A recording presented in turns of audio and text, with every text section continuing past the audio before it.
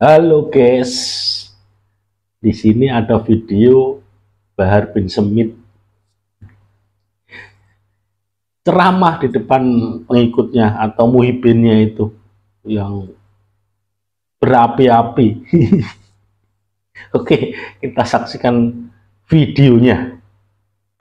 Kedua mata saya masih terbuka melihat kesengsaraan rakyat, ketidakadilan terhadap rakyat, melihat penyengsaraan rakyat, kesewenang-wenangan kepada rakyat. Maka selama itu saya tidak akan pernah menundukkan kepala di hadapan pergerakan bangsa. Saya akan melawan mereka, tidak akan pernah mundur sampai titik darah pelantikan saya.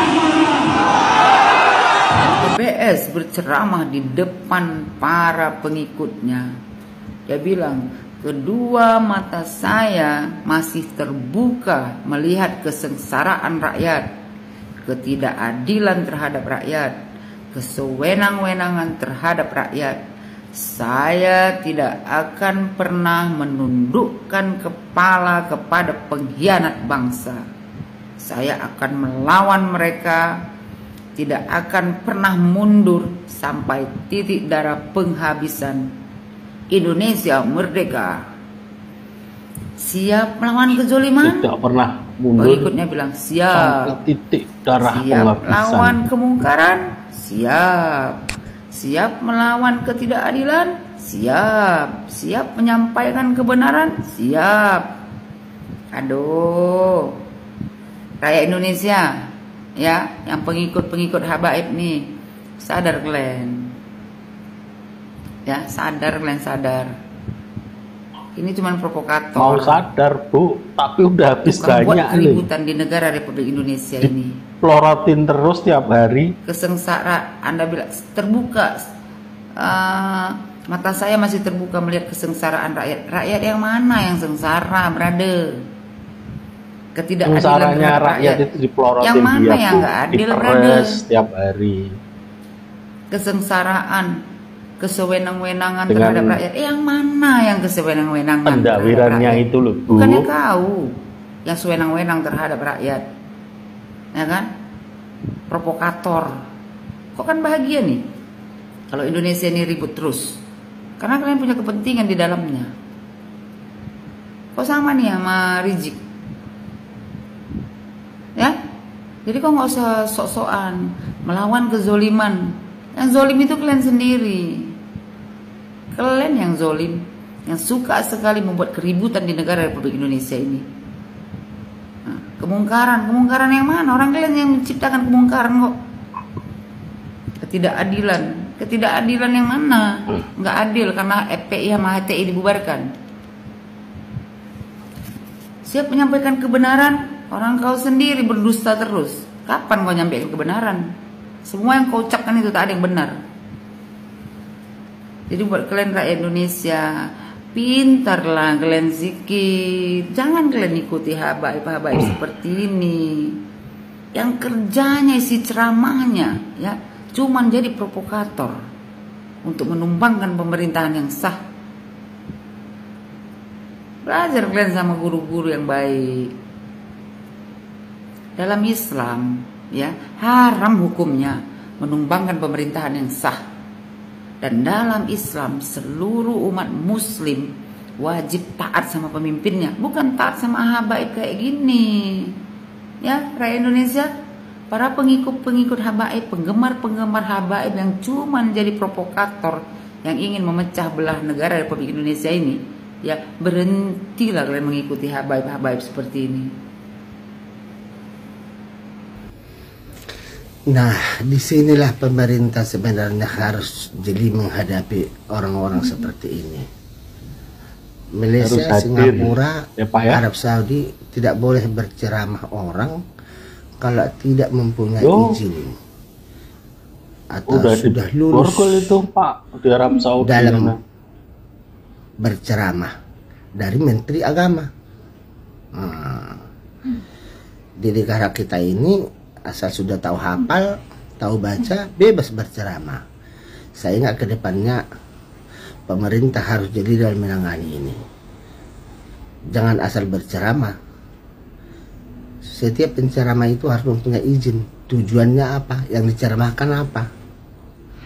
Kalau begini merusak bangsa ini. Kenapa para habaib itu dengan PD-nya bercerita tentang karomah yang tidak masuk akal, seperti Mi'raj 70 kali, memadamkan api neraka jahanam, membuat rantai emas yang terbentang dari langit ke bumi. Ya karena orang Indonesia sendiri kan sangat menyukai hal-hal yang mistik. Itu coba lihat aja, di Indonesia itu jenis-jenis hantunya tuh paling banyak diantara daripada di negara-negara lain. Suster aja, nah ada suster ngesot gitu ya. Ada genderuwo, ada kuntilanak, ada pocong, ada mak lampir. Jadi banyak banget nama-nama hantu di Indonesia.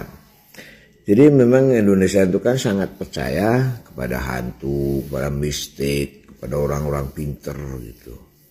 Sehingga mereka ya dengan PD-nya menceritakan tentang karomah-karomah yang tidak masuk akal. Gitu.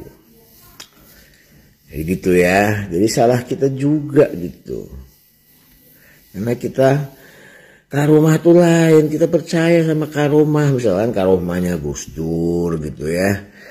Apa yang dia bisa mengatakan sesuatu yang belum terjadi gitu. Tetapi kan itu terbukti belakangan, dan Gus Dur tidak pernah bilang punya karomah gitu. Nah kalau misalkan dia punya karomah, misalkan Amin Rais menjadi gelandangan politik, kan jadi gelandangan politik beneran gitu loh. Prabowo jadi presiden. Jadi bukan nggak percaya jadi sama presiden karomah. beneran. Jadi karomahnya itu dikembangkan sedemikian rupa yang jadi nggak masuk akal, itu masalahnya gitu loh. Sampai memadamkan api neraka jahanam gitu. Jadi begitu sebaiknya kita tuh yang masuk akal, yang tidak percaya klinik juga banyak, yang tidak percaya banyak sebenarnya. Tapi karena masih banyak yang percaya kepada hal-hal yang seperti itu, dilebih-lebihkan. Kita percaya kepada goib, percaya gitu loh. Percaya, sangat percaya. Tapi karena seperti itu kemudian disalahgunakan. Itu yang jadi masalah. Jadi mengaku cucu Nabi Muhammad kemudian memeras orang gitu. Hati-hati dengan saya cucu Nabi Muhammad, di dalam darah saya, di dalam tubuh saya ada mengalir darah suci Nabi Muhammad, sehingga aku bisa memberi karomah, aku bisa memberi berkah, aku bisa memberi syafaat, aku bisa menghidupkan orang mati, aku bisa dan lain sebagainya. Memberi kapling surga, Pak. Sombong.